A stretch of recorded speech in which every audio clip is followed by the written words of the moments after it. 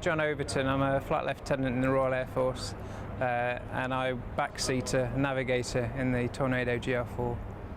Well, we do two roles out here. We do close air support, but we also have the reconnaissance pod.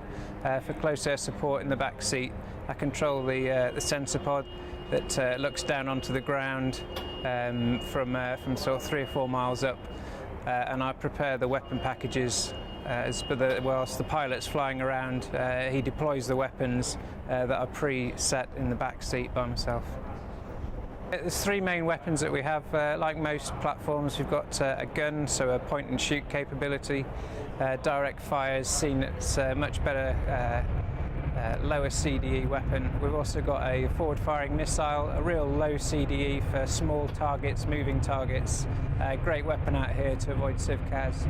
And then also, if we really need to take down buildings, anything like that, our largest weapon is our 500-pound bomb, which can be GPS guided or laser guided, either way.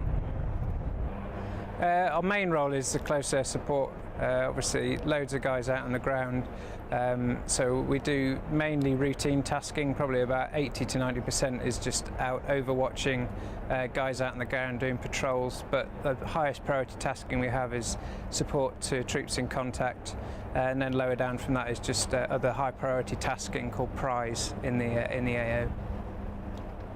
Well, I mean, obviously ISAF, it all needs to be, regardless of nationality, we're all here to do the same job, so we need to be able to work with any of the nationalities despite any language barriers. Obviously working with Americans or our own British forces, it's a lot easier to understand what's going on, but we frequently work very far in the northwest with the Italians and further over to the west as well. We work with all sorts of guys on the ground, regardless of nationality. So every platform needs to be able to support every nationality because it's one team, one fight.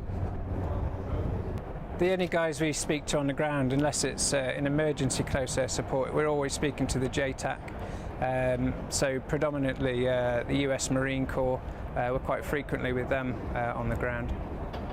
It's tiring, it's hard work, but also when it gets going and it gets busy, you can share your workload between the 2 cockpits, which is a great advantage of this jet.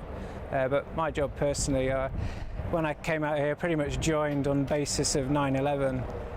So it was nice to get out here and to get involved and help the guys on the ground, especially with the reconnaissance that we do. We soak up so much of the imagery on the ground. Pick out a lot of IEDs that hopefully it's saving a lot of people getting any damage to themselves.